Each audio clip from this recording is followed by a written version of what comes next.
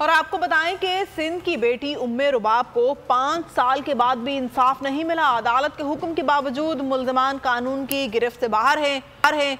उम्मे रुबाब का कहना है कि इसके दादा, वालिद और चचा का लहू आज भी इंसाफ का मुंतज़िर है।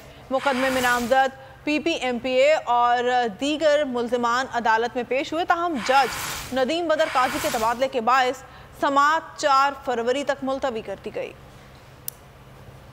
में मेरे वालिद साहब, दादा और चचा का मर्डर है।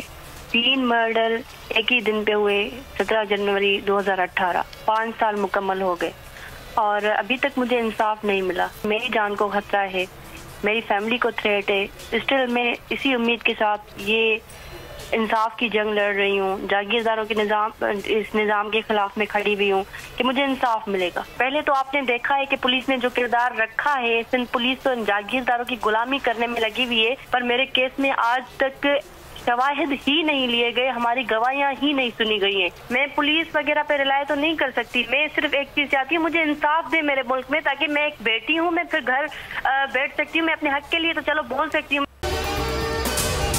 अगर आपको ये वीडियो पसंद आई है तो हमारे चैनल को सब्सक्राइब करें और बेल आइकन को प्रेस करें।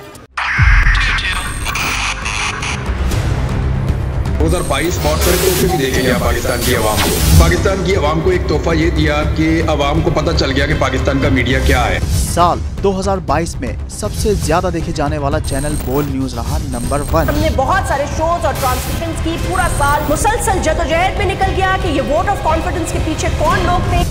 तोड़े रेटिंग के सभी रिकॉर्ड। सोशल मीडिया पर भी सबसे ज्यादा तेजी से 2.4 बिलियन व्यूज का संगे मील अबूर किया।